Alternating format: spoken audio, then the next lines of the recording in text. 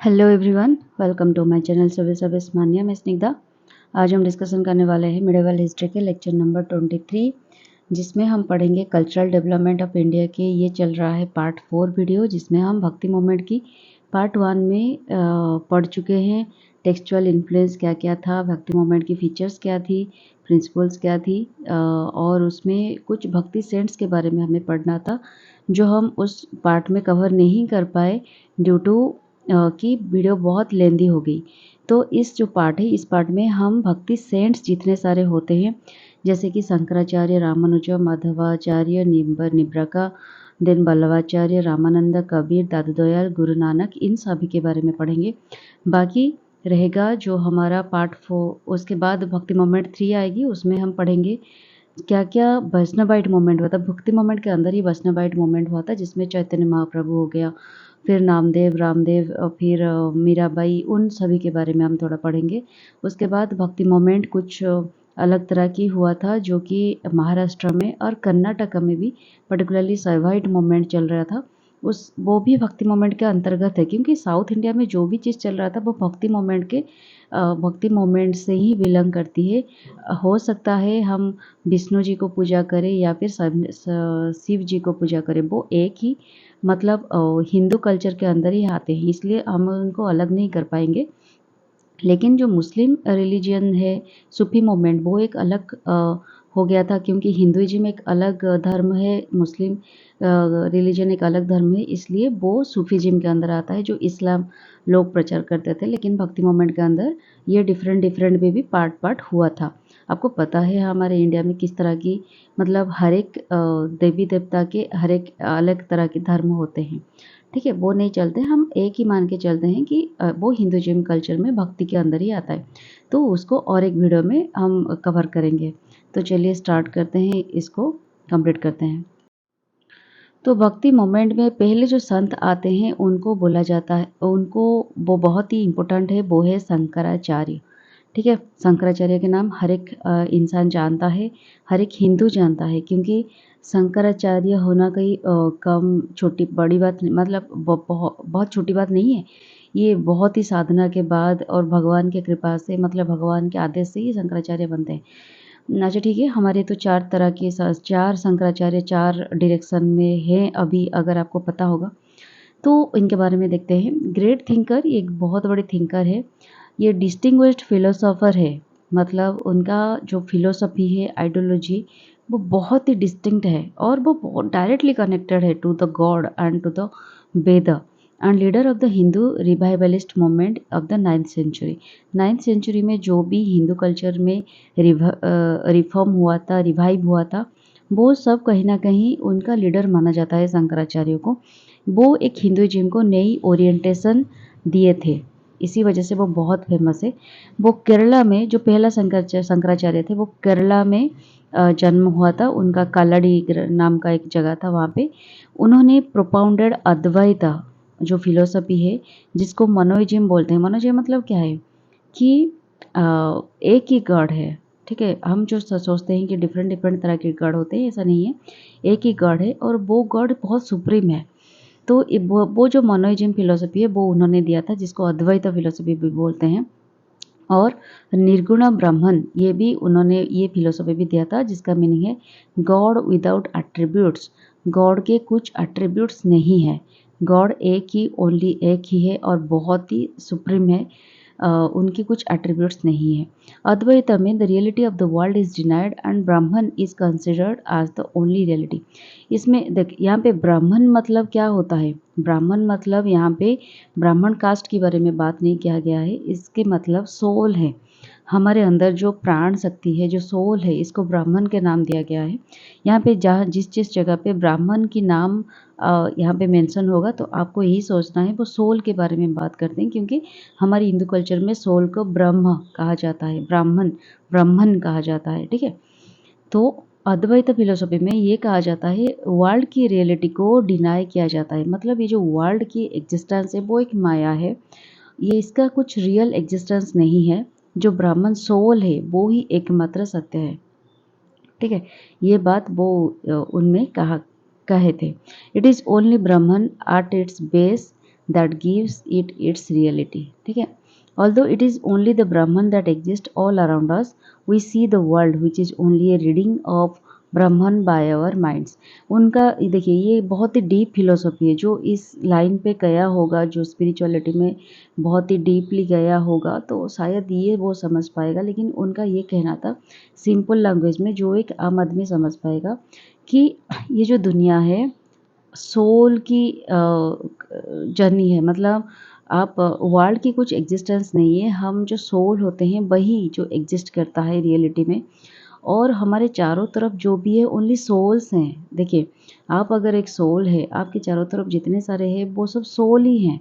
ठीक है, मे भी हो सकता है उनका शरीर कुछ दिनों के बाद मर जाएगा और वो पृथ्वी में समा जाएंगे, या फिर उनको जो सेरेमनी के थ्रू क्या करते हैं क्रिमेशन कर दिया जाएगा, वो शरीर नष्ट हो जाएगा। लेकिन उनका जो सोल होता है वो तो एग्जिस्ट करेगा ना, वो हमेशा हमेशा के लिए एग्जिस्ट करता है। तो इसी तरह से सिर्फ ह्यूमन नहीं, हर एक जीव जो भी जीता है, हर एक इंसेक्ट, हर एक बर्ड, हर एक एनिमल, हर एक पौधा, सबका सोल होता है। और हमारे चारों तरफ सिर्फ सोल ही है, और सोल के साथ ही इस वर्ल्ड बनी है। हम जिस तरफ देखें हर तरफ सिर्फ सोल ही सोल है। ठीक है, ब्राह्मण है। ठीक है, which is only a reading of Brahman by our minds. तो अकॉर्डिंग टू द फिलोसफी, उनके फिलोसफी के हिसाब से गॉड जिनको क्रिएटर बोला जाता है, created soul are not two but one. मतलब उनके हिसाब से जो गॉड है और जो सोल है, उनके हिसाब से जो ब्राह्मण है, जो सोल है, वो भगवान के एक अंश है। इसीलिए जो वो गॉड को, जिनको वो क्रिएटर मानते हैं, गॉड और हम दोनों में कुछ अलग नहीं है, हम दोनों एक ही हैं। हम जो सोल हैं, हम भगवान के एक अंश है, हमारे कुछ अलग अस्तित्व नहीं है। तो इसी वजह से वो दोनों को एक ही मानते हैं। But they appear two because of maya, illusion के वजह से, माया के वजह से, हमें डिफरेंट डिफरेंट रोल निभाने के वजह से हमें अलग कर दिया गया है, लेकिन हम एक ही है। माया इज बिकॉज ऑफ अज्ञानता, इग्नोरेंस। अज्ञान मतलब हमारे पास नॉलेज नहीं है, हम सत्यता को नहीं जानते, हम उतना स्पिरिचुअलिटी में नहीं है, जिसके वजह से हमें ये चीज़ नहीं दिखती। ठीक है, अज्ञानता can only be removed through वैदिक नॉलेज। अगर आपके पास वैदिक नॉलेज होगा, ज्ञान होगा, आप इस तरह की कुछ चीज़ें, हमेशा कुछ ना कुछ जानने की जिज्ञासा होगा, तो ही आप ये सारी चीज़ों को जान सकेंगे। ठीक है, फिर according to him knowledge alone can lead to salvation. उनके हिसाब से अगर आपके पास ज्ञान होगा, बहुत सारे ज्ञान होगा, तो सिर्फ इसी के वजह से, इसी के साथ आप साल्वेशन पा सकते हो, मोक्ष पा सकते हो। देखिए ज्ञान मतलब उनका ये ज्ञान नहीं है, हम जो पढ़ रहे हैं उनको वो ज्ञान नहीं कहते। वो कहते हैं जो एक्चुअली में रजिस्ट करता है, गॉड क्रिएटर कौन है, हम सोल कौन है, हमारे एग्जिस्टेंस क्या है, हम इस दुनिया में क्यों आए हैं, और हमारे साथ हम यूं यूं ऐसे इस तरह से हर तरह की जन्म क्यों लेते हैं। और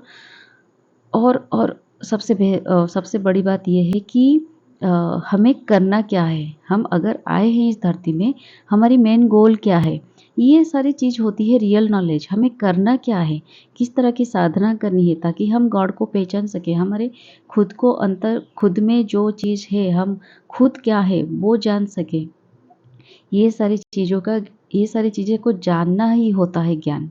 ठीक है, और इस ज्ञान को पाने के बाद ही कोई साल्वेशन की तरफ जा सकता है। नहीं तो हम इस तरह की भगवान को भक्ति करके, भगवान से प्रेरित होके भक्ति करके, उनके सानिध्य लाभ करके हम साल्वेशन पा सकते हैं। उनके हिसाब से भगवान को भक्ति से ज़्यादा ज्ञान मार्ग उनके लिए बहुत इम्पोर्टेंट था। फॉलोअर्स ऑफ शंकराचार्य को बोलते हैं ज्ञान मार्गी, क्योंकि वो ज्ञान के ऊपर ज़्यादा इम्पोर्टेंस देते थे। उन्होंने बहुत सारे कमेंट्री लिखी थी, जैसे कि भगवत गीता, ब्रह्म सूत्र, फिर उपनिषद। उन्होंने बहुत सारे बुक्स लिखे थे, जैसे कि उपदेश शास्त्री, विवेक चौदामिनी, भज गोविंदम स्तोत्र, ये सब उन्होंने लिखा था। He is also believe to have established 4 math. उन्होंने 4 मठ भी एस्टेब्लिश किए थे। एक था श्रृंगेरी, एक था द्वारिका में, एक था पुरी में, और एक था बद्रीनाथ। ये आज भी वो मठ में शंकराचार्य रहते हैं। ठीक है, फिर जो सेकेंड हमारे संत आते हैं भक्ति मोमेंट में, वो होते हैं, उनका नाम है रामानुज। उन्होंने 1060 से लेकर 1118 एडी तक वो उनका मोमेंट चला था। वो श्री पेरुम्बुदूर, ठीक है, चेन्नई के पास एक जगह है, वहाँ पे उन्होंने जन्म लिया था 12th सेंचुरी के आसपास, ठीक है। तो वो तमिल ब्राह्मण थे, फर्स्ट तो ब्राह्मण थे वो Ramanujam. He oppose the mayavada of Shankara, Shankaracharya के जो माया वेदा है वो एक शायद उन्होंने कंपोज किया था या फिर वो राइट किया था, वो उनको अपोज कर रहे थे and advocated the philosophy of विशिष्ट अद्वैत। देखिए डिफरेंट डिफरेंट संत के डिफरेंट डिफरेंट फिलोसफी होते हैं, मैंने आपको पहले ही कहा था, क्योंकि हर एक जो इंसान होता है उनका साल्वेशन की तरफ जो मार्ग होता है वो डिफरेंट होता है, गोल एक ही है। जिस तरह से देखिए आप जैसे यूपीएससी प्रिपेयर कर रहे हैं, हमारा गोल है यूपीएससी पाना, लेकिन डिफरेंट डिफरेंट पीपल के डिफरेंट डिफरेंट तरीके होते हैं। जैसे कोई हार्ड वर्क करके वहाँ पे तक पहुँचना चाहता है, कोई स्मार्ट वर्क करके वहाँ तक पहुँचना चाहता है, कोई दिन भर जॉब करता है, रात में आकर पढ़ाई करके वो यहाँ पे पा जाता है। तो डिफरेंट डिफरेंट लोगों का, कोई ओनली थ्योरी पढ़ के दे देता है, मतलब ज़्यादा एमसीक्यूज जो ज़्यादा एग्जाम्स नहीं देता है। तो डिफरेंट पीपल का कैपेसिटी डिफरेंट होती है, तो डिफरेंट मार्ग भी होता है साल्वेशन के लिए। तो इसी वजह से डिफरेंट जो संत होते हैं अलग अलग तरीके से वो साल्वेशन पा लेते हैं और उनको लगता है वही एक तरीका है जो सबसे बेहतर है और सब एक ही मात्र तरीका है, ठीक है। तो इसी वजह से शंकराचार्य उन्होंने ज्ञान मार्ग दे दिया। तो रामानुज जो थे उन्होंने विशिष्ट अद्वैत वो एक फिलोसफी दे दी है जिसको क्वालिफाइड मोनोइज्म भी बोलते हैं। उन्होंने फाउंडेड किया था श्री वैष्णव सेक्ट, ठीक है। वैष्णव मतलब बहुत भी शायद विष्णु जी का पूजा कर रहे थे, तो वैष्णव सेक्ट थे। उनके हिसाब से गॉड इज सगुण ब्राह्मण। सगुण मतलब क्या, जो लोग भगवान की एग्जिस्टेंस को बिलीव करते हैं और भगवान के डिफरेंट फॉर्म को भी बिलीव करते हैं कि डिफरेंट इनकारनेशन होता है उनका। The creative process and all the objects in creation and real but not illusionary आज वॉज हेल्ड बाय शंकराचार्य। जो शंकराचार्य ने बताया था कि एक ही भगवान है और हम है भगवान के अंश, और दुनिया जो है वो रियलिटी नहीं है, वो एक इल्यूजन है, माया है। लेकिन उन्होंने कहा कि ये दुनिया इल्यूजन नहीं है, दुनिया रियल है और इल्यूजनरी बिल्कुल भी नहीं है, जो कि शंकराचार्य बता रहे हैं। God soul matter are all real, वो बता रहे हैं कि गॉड भी रियल है, सोल भी रियल है और मैटर्स जितने सारे मैटर है वर्ल्ड में एग्जिस्ट करते हैं वो सब भी रियल है। बट गॉड क्या है, इनर सब्सटेंस है। जैसे कि आप एक इनर मतलब हमारे आधार है, गॉड आधार है और सोल और मैटर्स जितने सारे हैं उनका एट्रीब्यूट्स है, ठीक है। हम जैसे ये सूर्य हो गए गॉड, और जितने सारे सौरमंडल में जितने सारे ग्रह नक्षत्र हो गए वो उनके चारों तरफ घूम रहे हैं, इसी तरह से वो एट्रीब्यूट्स हो गए हम सब। In Vishishta Advaita the world and Brahman are considered to equally real entities but the world is not separated from Brahman but is formed out of Brahman. तो उनके हिसाब से वर्ल्ड एंड ब्राह्मण दो रियल एंटिटीज है, ऐसा नहीं है। वर्ल्ड मतलब जो गॉड है क्रिएटर एंड ब्राह्मण, सॉरी सोल एंड ब्राह्मण। ये शंकराचार्य ने क्या कहा था कि वर्ल्ड की एग्जिस्टेंस नहीं है, वर्ल्ड एक इल्यूजन है। लेकिन उन्होंने कहा वर्ल्ड और सोल ये दोनों, ब्राह्मण मतलब सोल, ये दोनों दो रियल एंटिटी है, ठीक है। वर्ल्ड कुछ ब्राह्मण से सेपरेट नहीं है, ब्राह्मण की मतलब ब्राह्मण के फॉर्म्ड आउट ऑफ ब्राह्मण मतलब हम सोल से ही इस वर्ल्ड को क्रिएट किया गया है। The practice of religion in Vishishta Advaita is similar to dualism. ये डुअलिज्म के साथ, डुअलिज्म मतलब मोनोइज्म मतलब एक ही चीज़ है वो है क्रिएटर, क्रिएटर में सब कुछ बसता है। लेकिन डुअलिज्म मतलब क्रिएटर भी है और सोल भी है, ठीक है। The only difference is that mankind enjoys a high status in pure dualistic worship and is nearer to God. Unlike dualism, the world and Brahman are not considered two separate entities. तो ये जो dualism है वो यही बात बोल रहे हैं कि वर्ल्ड और जो सोल है, वर्ल्ड और सोल ये दोनों एक नहीं है, ये दोनों टू डिफरेंट चीज़ है। He also advocated pragati marg और the path of self surrender to God. ये भी उन्होंने फाउंड किया था, प्रगति मार्ग, इसको आप याद रख सकते हैं। इसका मतलब ये कि आप सेल्फ सरेंडर कर दो भगवान को, तो ही आप साल्वेशन पा सकते हो। He invited the downtrodden to Vaishnavism and advocated salvation by bhakti rather than Vedic knowledge. तो उनके हिसाब से देखिए, शंकराचार्य ने कहा कि ज्ञान मार्ग के द्वारा हम साल्वेशन पा सकते हैं, लेकिन उन्होंने कहा रामानुज कि आप भक्ति मार्ग में अगर जाओगे, सेल्फ सरेंडर करोगे गॉड को, तो डेफिनेटली आपको साल्वेशन मिल जाएगी। उन्होंने रोट किया था श्री भाष्य एंड गीता भाष्य। उनके जो डिसिपल थे वो थे रामानंद, जो कि गुरु की मैसेज को नॉर्थ इंडिया में चारों तरफ स्प्रेड किए थे। तो थर्ड संत जो आए उनका नाम है माधवाचार्य। उन्होंने 1238 से लेकर 1317 एडी तक उन्होंने मूवमेंट चलाया था। वो कन्नड़ा रीजियन में बर्न किया था। प्रोपागेटेड दैत्यवध। ठीक है, ये थोड़ा प्रोनाउंस में डिफिकल्ट, संस्कृत वर्ड थोड़ा सा डिफिकल्ट होता है। दैत्यवाद, डुअलिज्म ऑफ द जीवात्मा एंड परमात्मा। जीवात्मा मतलब जो सोल होता है, परमात्मा जो क्रिएटर होते हैं, जो जिनको अल्टीमेटली गॉड बोला जाता है। ठीक है, ये होता है डुअलिज्म, मतलब ये भी सेम चीज बोल रहे हैं, Dvaitavada. According to him world is not illusion but a reality full of real distinction. ये बात भी उन्होंने कहा था रामानुज ने। Brahman and the world are considered to equally real entities and not related anyway. ठीक है, ये दोनों जो सोल है और द वर्ल्ड, ये दोनों दो रियल एंटिटीज हैं। God of dualism is the Hindu God Vishnu. तो विष्णु को वो सबसे ऊपर रखे थे, जिनको गॉड मतलब जो क्रिएटर होते हैं, परमात्मा होते हैं, उनको विष्णु का नाम दिया था उन्होंने, विष्णु जी को कंसिडर किया था। Vishnu controls the world and all world events. दुनिया में जितने सारे इवेंट्स होते हैं वो सबको कंट्रोल करते हैं विष्णु जी।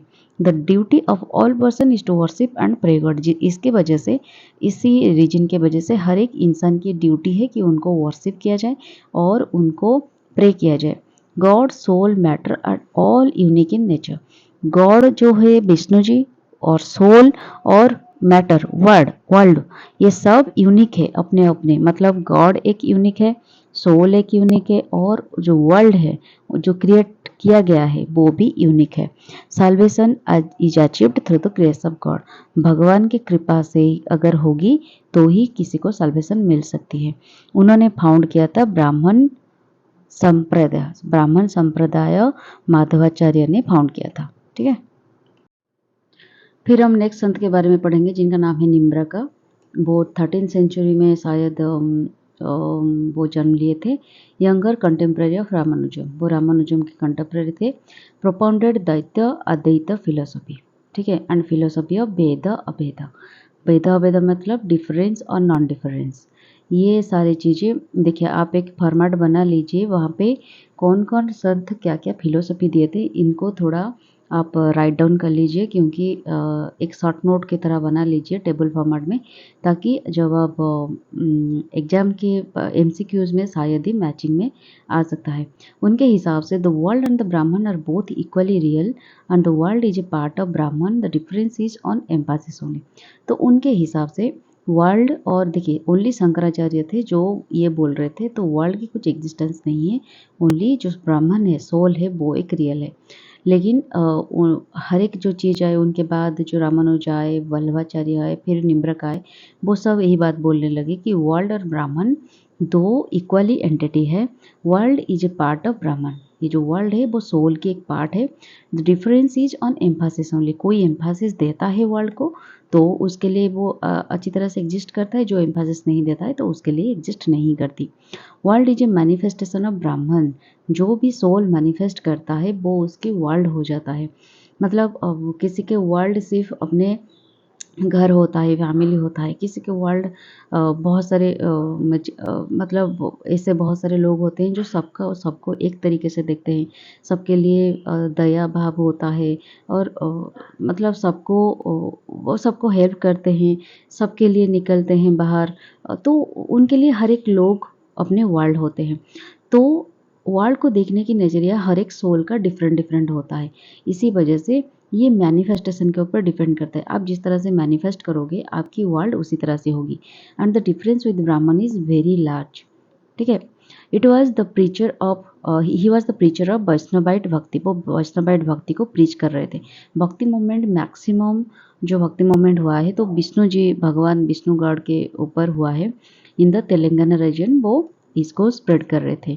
वो वर्शिपर ऑफ कृष्णा थे एंड राधा थे। कृष्णा राधा कृष्णा को बहुत भक्ति कर रहे थे और एक आश्रम ब्रज के निकट जिसको मथुरा बोलते हैं उसके निकट वो एक मठ भी बनाए थे। वो फाउंड किए थे सनक संप्रदाय, ठीक है, ब्राह्मण संप्रदाय किया बल्लभाचार्य ने, निम्बरागा ने किया सनक संप्रदाय। उन्होंने वेदांत परिजात सौभा सौभा वो भी उसको राइट किया था। ये एक कंटेम्प्ररी है ब्रह्मसूत्र। ब्रह्मसूत्र किसने लिखा था? शंकराचार्य ने। He referred to 5 methods of salvation. ये एक अच्छी बात कही उन्होंने। साल्वेशन के लिए 5 तरह की मेथड्स की उन्होंने रिवील किया था। जो कर्म करके आप साल्वेशन पा सकते हो। विद्या मार्ग मतलब जिसको ज्ञान मार्ग कहा कहते हैं, जिसको शंकराचार्य प्रमोट कर रहे थे। ध्यान मार्ग अगर मेडिटेशन के माध्यम से साल्वेशन पा सकते हो। प्रपत्ति मतलब डिवोशन भक्ति के मार्ग में जाकर भी आप कर सकते हो। और गुरु प्रसति मतलब devotion also and self surrender to guru. ये बहुत सही बात का है। मैं भी इससे सहमत हूँ क्योंकि बहुत ही मेथड्स होते हैं और ये सारे डिफरेंट मेथड होते हैं। आप गुरु को भी अगर कंप्लीटली सरेंडर कर लेते हो, जिसको जैसे बोलते हैं टीचर, आप गुरु ने आपको सिखाते सिखाते आपके हाथ पकड़ते पकड़ते ना साल्वेशन के रास्ते तक ले आएंगे। तो ये सारे मेथड्स होते हैं, ठीक है। फिर आए संत जिनका नाम है बल्लभाचार्य। वो बनारस में बन के थे 15 सेंचुरी के आसपास। उन्होंने कृष्णदेव राय जो थे उनके कोर्ट में भी वो ये प्रेजेंट थे। प्रोपाउंडेड शुद्ध शुद्ध अद्वैता, ठीक है, शुद्ध अद्वैता जिसको बोलते हैं प्योर मोनोइज्म। मतलब world is taken to have a real existence. मतलब उनके हिसाब से वर्ल्ड जो है वर्ल्ड का एक रियल एग्जिस्टेंस होता है। It said that there is no change of Brahman into the world. The world exists as it were, as an aspect of Brahman without undergoing any change. It is a part of Brahman. तो उनके हिसाब से जो world है इसका एक fully existence है और जो ब्राह्मण है ब्राह्मण के हिसाब से वर्ल्ड चेंज नहीं होती। और ये ब्राह्मण जो है इसका एक एस्पेक्ट है वर्ल्ड की, ठीक है, वर्ल्ड की एक एस्पेक्ट है और ये जो वर्ल्ड है ये ब्राह्मण की एक पार्ट है। His philosophy was known as Pushti Marg. उनके फिलोसफी को पुष्टि मार्ग बोलते हैं। उन्होंने रुद्र संप्रदाय को फाउंड किया था। According to him salvation is possible through sneha. मतलब अगर आप डीप रूटेड लव भगवान को बहुत प्रेम करते हो, भक्ति करते हो, तो ही आपको साल्वेशन मिल सकती है। उन्होंने बहुत सारे बुक्स लिखे थे जिनमें सुबोधिनी एंड सिद्धांत राहसा ये सारी चीज़ें भी उन पे इंक्लूडेड है। फिर 6th संत है, उनका नाम है रामानंद। ये भी 15th सेंचुरी के एक संत है। उन्होंने इलाहाबाद में जन्म लिया था। ये रामानुजो के फॉलोअर थे। लेटर ही फाउंडेड हिज ओन सेक्ट। धीरे धीरे वो अपने खुद का एक फिलोसफी और सेक्ट बनाने लगे। वो उन्होंने जो भी प्रीस्ट कर रहे थे वो हिंदी में लिखा था, बनारस एंड आगरा, ठीक है, बनारस एंड आगरा में हिंदी में वो सब कुछ प्रिंसिपल्स प्रीस्ट कर रहे थे। Considered as a link between north Indian south Indian bhakti tradition. North Indian south India में जो भी भक्ति ट्रेडिशंस चल रही थी उनका एक कनेक्टिंग लिंक के हिसाब से रामानंद को देखा जाता है, ठीक है। ये आप याद रख सकते हैं। ये एक एक्स्ट्रा पॉइंट मतलब एक्सेप्शनल पॉइंट है। He raised his voice against increasing formalisation of the orthodox cult and founded a new school of Vaishnavism based on the gospel of love and devotion. उन्होंने जो कुछ भी रिचुअल्स चल रहा था, जो कुछ भी ऑर्थोडॉक्स कल्ट चल रहा था, मतलब जो ऑर्थोडॉक्स मतलब क्या कि किसी ने कह दिया है आपको उसको विश्वास करके चले आ रहे हो, उस तरह की कुछ ऑर्थोडॉक्स कल्ट को वो रिजेक्ट कर रहे थे, अपोज कर रहे थे। वो धीरे धीरे अपना खुद का एक स्कूल फाउंड किया जिसको वैष्णविज्म कहा जाता है। मतलब वैष्णविज्म के ऊपर एक स्कूल फाउंड किया और जो कि बेस्ड था only gospel of love and devotion, सिर्फ प्यार प्रेम और भक्ति के ऊपर वो बेस्ड था। उन्होंने राम जी और सीता जी को बहुत ही भक्ति कर रहे थे। मतलब विष्णु जी के जो इनकारनेशन है फॉर्म है राम जी सीता जी, उनको भी वर्शिप कर रहे थे। और राम कल्ट को नॉर्थ इंडिया में उन्होंने ही पर्टिकुलरली स्प्रेड किया था, फाउंड किया था। रिजेक्टेड कास्ट हेरार्ची को रिजेक्ट कर रहे थे और लोकल लैंग्वेज में जो भी प्रचार कर रहे थे लोकल लैंग्वेज में प्रीच कर रहे थे। उनके जो फॉलोअर थे वो थे तुलसीदास, ठीक है, रामानंद के फॉलोअर थे तुलसीदास। पुट एम्फासिस ऑन भक्ति, वो ओनली भक्ति को एम्फासिस कर रहे थे, इसीलिए और ज्ञान मार्ग कर्म मार्ग को वो अवॉइड कर रहे थे, इसीलिए भक्ति मार्ग को उन्होंने साल्वेशन की रास्ता बताया था। उन्होंने 2 स्कूल ऑफ थॉट्स को गिव राइज किया। एक है ऑर्थोडॉक्स स्कूल जिसको बाय नाभादास तुलसीदास, ठीक है, ये उनको चला रहे थे, और एक लिबरल स्कूल जिसको कबीर नानक ये सब ने सपोर्ट किया, ठीक है। फिर सबसे फेमस, अब कबीर के बारे में हम पढ़ेंगे। वो एक बहुत ही फेमस सेंट थे और कई बार काफ़ी बार उनका नाम जिक्र होता है। ये एक ब्राह्मण विडो के सन थे, लेकिन क्या हो रहा था कि उसके बाद जन्म होने के बाद उनके जो माताजी थे उनको अबेंडन कर लिए थे, जिसके वजह से वो एक मुस्लिम वीवर के घर आकर पहुँचे, ठीक है। उनको मुस्लिम वीवर ने पाया और उनको धीरे धीरे परवरिश दिया।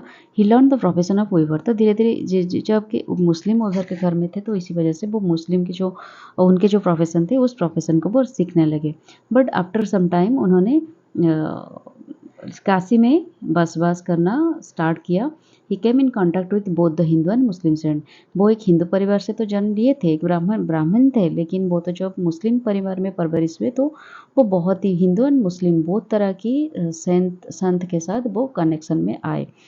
वो एक बहुत ही फेमस डिसिपल थे रामानंद के, ठीक है। ही वॉज ए निर्गुण संत। निर्गुण संत इसी वजह से थे क्योंकि उनका जो 2 तरह के रिलीजन में परवरिश हुआ, तो इसी वजह से उनका थोड़ा मेंटालिटी चेंज हो गया।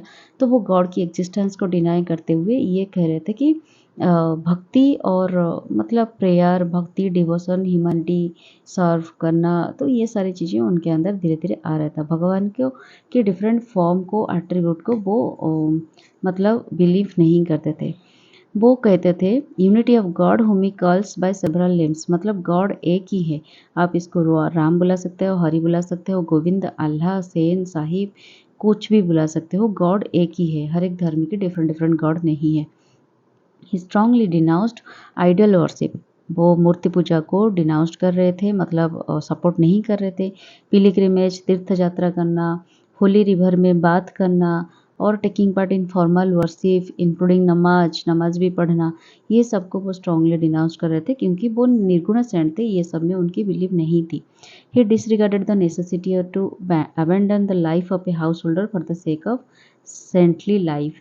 वो ये भी बात को एग्री नहीं करते थे कि आपको एक सेंटली लाइफ जीने के लिए आपको हाउस होल्ड छोड़ के जाके बाहर कोई जगह पे रहना पड़ेगा या फिर जंगल में जाना पड़ेगा, इस तरह की कुछ मेंटालिटी को वो बिलीव नहीं करते थे।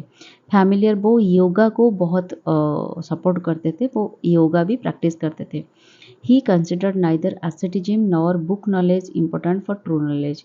उनको ये लगता था कि एसेटिज्म मतलब आप डिसिप्लिन, मतलब स्ट्रिक्ट डिसिप्लिन मेंटेन करना भी इतना ज़रूरी नहीं है, या फिर बुक नॉलेज भी आपके लिए, ज्ञान पाने के लिए बुक नॉलेज भी इम्पोर्टेंट नहीं है। उनके हिसाब से अकॉर्डिंग टू डॉक्टर ताराचंद, एक ताराचंद थे जो शायद उनको इनके फॉलोअर थे, उन्होंने कहा कबीर की मिशन था to preach a religion of love which would unite all caste and creed. हर एक कास्ट एंड क्रीड के लोगों को यूनाइट करना उनका मकसद था। वो हिंदुइज्म को रिजेक्ट करते थे, इस्लाम की फीचर्स को रिजेक्ट करते थे, which are against spiritual welfare of the individual.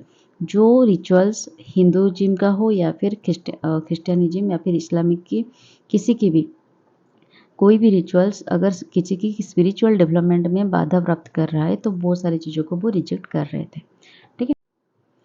He strongly denounce the caste system specially the practice of untouchability. जो अनटचेबिलिटी की प्रैक्टिस है, अछूत, जो छूने से किसी का जाति चली जाती है या फिर वो अपवित्र हो जाता है, इस तरह की जो कैटेगरी होती है, वो उस सिस्टम को बहुत ही रिजेक्ट कर रहे थे, मतलब अपोज कर रहे थे।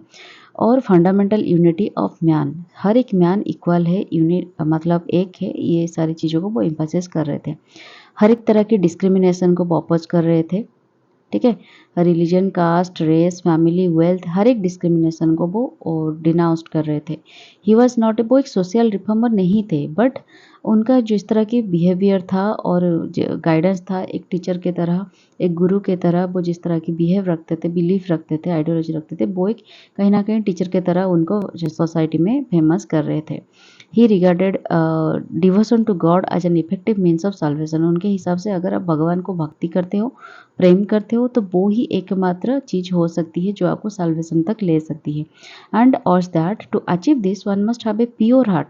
तो भगवान को प्यार करने के लिए, भक्ति करने के लिए आपके पास एक प्योर हार्ट होना चाहिए, फ्री फ्रॉम क्रुएल्टी। आपके हार्ट में किसी भी तरह की क्रुएल्टी, किसी के लिए भी कोई घृणा भाव या फिर खराब मनोवृत्ति नहीं होनी चाहिए। आप डिसऑनेस्टी नहीं होना चाहिए, हाइपोक्रेसी और इनसिंसियरिटी। आपको ये सब आपके हार्ट में अगर नहीं हो, आप एक प्योर सोल हो, सबको प्यार करते हो, सबके लिए एक मनोभाव रखते हो, भक्ति करते हो, सम्मान करते हो, तो ही आप भगवान को प्यार कर सकते हो, भक्ति कर सकते हो और भगवान इसी माध्यम से आप साल्वेशन पा सकते हो। Kabir's object was to reconcile Hindu and Muslims and establish harmony between the two sects. तो ये दोनों सेक्ट में, हिंदू मुस्लिम दोनों रिलीजन में एक हार्मोनी लाने की कोशिश वो हमेशा करते थे। हिज फॉलोअर्स, उनके फॉलोअर्स को कहते थे कबीर पंथीस। ठीक है। Those who were influenced by Kabir, कौन कौन कबीर से इन्फ्लुएंस्ड हुए थे, जैसे कि रायदास, वो एक टैनर थे कास्ट में। गुरु नानक फ्रॉम बनारस, वो भी कबीर किससे कहीं ना कहीं इन्फ्लुएंस्ड हुए थे, वो एक खत्री मर्चेंट थे पंजाब की। फिर धाना जो कि एक जाट पीजेंट थे राजस्थान की। ठीक है। ये सारे लोग जो कि कबीर से इन्फ्लुएंस्ड हुए थे। बीजक जो है एक best compilation composition of Kabir है। His poems are called Banis utterance. उनके जो पोएम है उनको बानीस कहा जाता है। अटरेंस मतलब जिसको आप हर एक टाइम अटर कर सकते हो। His works were included in Sikh scriptures. Kabir के जो भी वर्क थे, जो भी फिलोसफी थे, वो कहीं ना कहीं सिख स्क्रिप्चर से आपको देखने को मिलेगा, जिसका नाम है गुरु ग्रंथ साहिब। ठीक है। नेक्स्ट चलते हैं। कबीर के बाद हम पढ़ेंगे दादू दयाल के बारे में। ये भी एक फेमस संत थे, one of the major representative of the Nirguna sant traditions in north India. North India में जो निर्गुणा संत ट्रेडिशन थे उसमें इनका नाम भी आता है। निर्गुणा में हम पढ़े कबीर के बारे में और फिर पढ़े हम दादू दयाल के बारे में। ठीक है, याद रखिएगा इसको। ये गुजरात से बिलोंग करते हैं, लेकिन मोस्ट ऑफ द टाइम उन्होंने स्पेंड किया था, स्पिरिचुअल लाइफ के जो टाइम है वो राजस्थान में स्पेंड किया था। Dadu means brother and Dayal means the compassionate one. मतलब एक भाई जो कंपैशनेट दिखाएगा और सबको अच्छी तरह से प्यार करेगा, एक ब्रदरहुड की फीलिंग आती है, तो इसी वजह से उनको दादू दयाल बोला जाता है। उनके जो फॉलोअर्स थे उनको दादू पंथीस कहा जाता है। ठीक है। तो उनके आश्रम को कहा जाता था थाम्बास। ठीक है। और जो अकबर थे एम्परर, ये उनके फॉलोअर्स थे। Dadu believe that devotion to God should transcend religious और sectarian affiliation and that devotee should become non sectarian और निपक।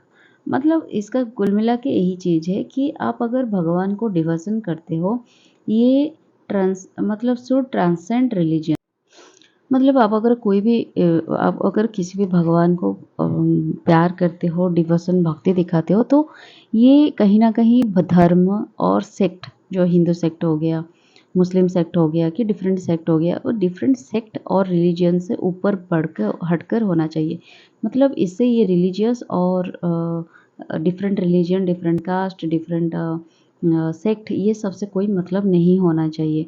ठीक है। इन नॉन सेक्टरियन, जिसको निपक भी बोला जाता है, नॉन सेक्टरियन होना चाहिए। इनका जो फॉलोअर थे, फॉलोअर ऑफ, ये भी कबीर की कहीं ना कहीं फॉलोअर रहे हैं। ठीक है। और भक्ति मोमेंट के जो सबसे खास जो संत है वो गुरु नानक है। उनको सिख के वो सबसे महागुरु बोलते हैं। और ये भी भक्ति मोमेंट के अंतर्गत आता है, क्योंकि सिखिज्म, बुद्धिज्म, ये सब तो हिंदू का कल्चर है ना, हिंदू की एक पार्ट है हिंदुइज्म के। The form whose teaching the Sikh religion was derived from whose teaching of Sikh religion. Guru Nanak और उनसे सिख की जो भी टीचिंग्स है, इनसे ही रिलीज हुआ है, डिराइव्ड हुआ है। ठीक है। उन्होंने खत्री फैमिली में बर्न किया था in the village of Talwandi, Pakistan, जो कि पाकिस्तान है। उसको अभी बोला जाता है Nankana, on the bank of river Ravi. 1469 में उन्होंने जन्म लिया था। बहुत जल्दी उन्होंने मैरिज भी कर लिया था। Trained in person to take his father's profession of accountant. उनके जो पिता थे वो अकाउंटेंट में प्रोफेशन थे और इसी वजह से वो भी पर्सियन में उनको ट्रेन दिया गया ताकि वो अकाउंटेंसी को सीख जाए। He had a mystic vision and forsook the world.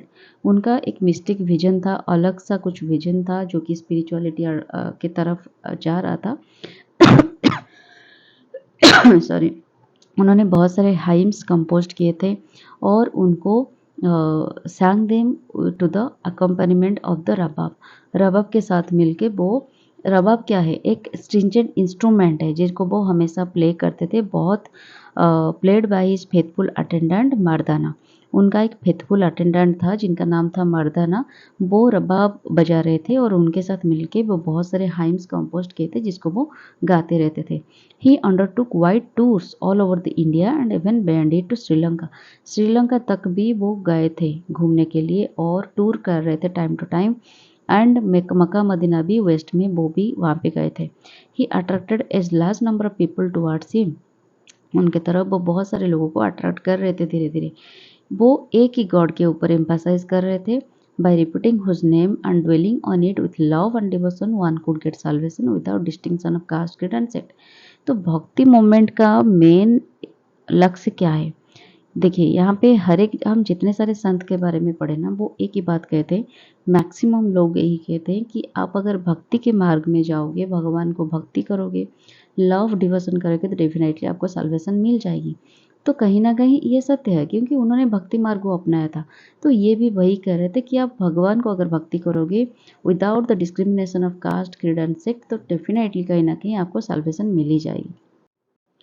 He laid great emphasis on the purity of character. ये भी कैरेक्टर की प्योरिटी के ऊपर एम्फासिस कर रहे थे कि कैरेक्टर प्योरिटी होना चाहिए, हार्ट प्योर होना चाहिए। Conduct as the first condition of approaching God and need of a guru for guidance.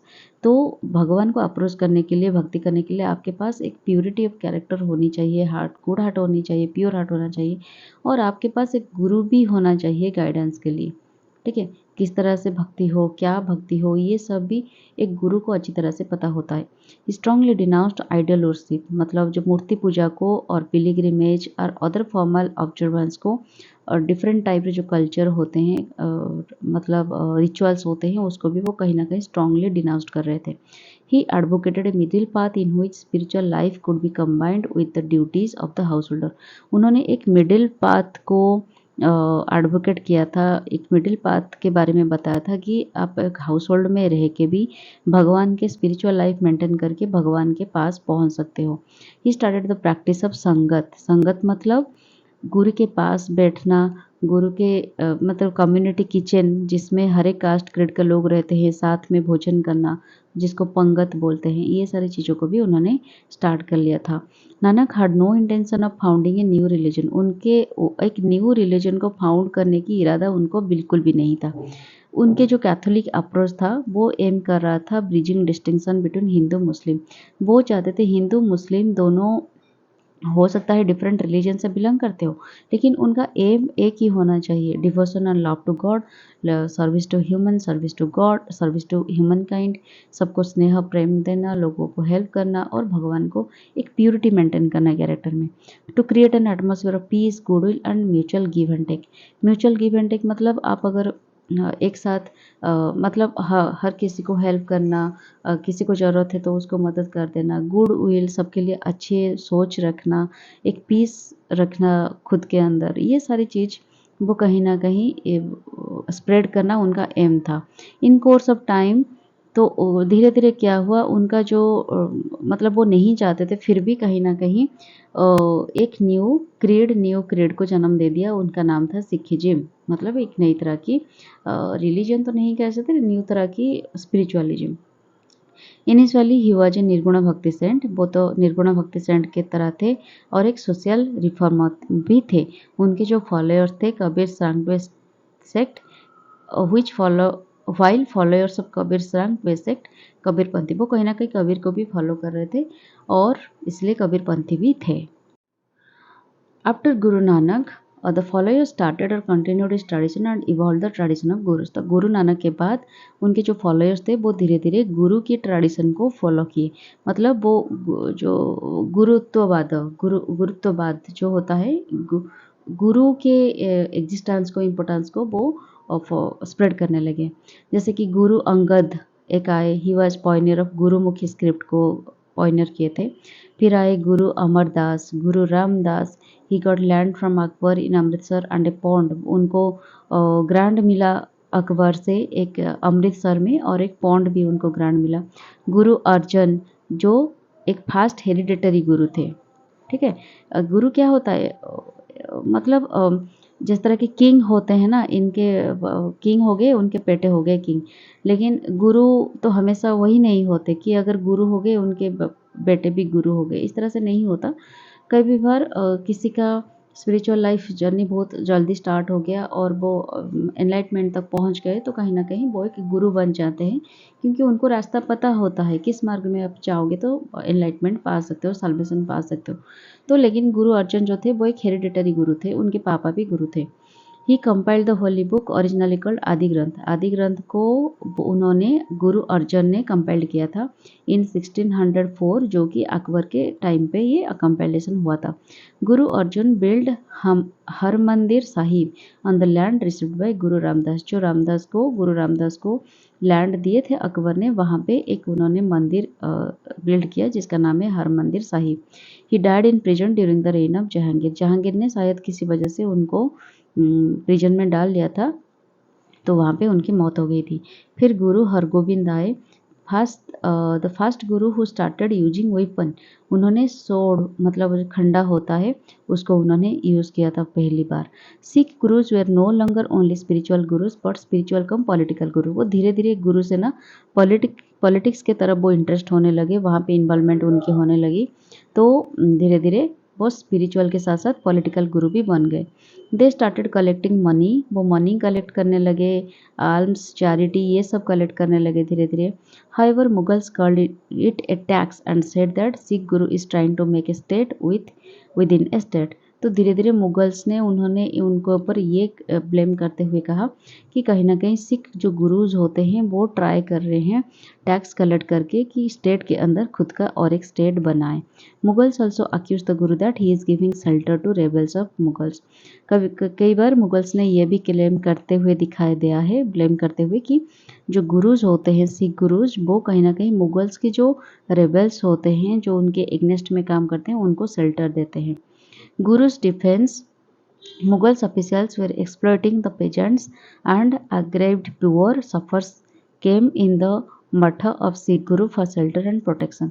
तो मुगल्स ऑफिसर्स डिफेंडेंस कहते हैं, गुरु के डिफेंडेंस में जो ये कहते हैं, जो मुगल ऑफिसर्स जो एक्सप्लॉइट करते हैं प्रीजेंट्स को एंड जो पुअर को एक्सप्लॉइट करते हैं, तो वो सफरर होके आ जाते हैं मठ में, जो सिख गुरु के मठ होते हैं, और वहाँ पे शेल्टर लेने के लिए और प्रोटेक्शन पाने के लिए।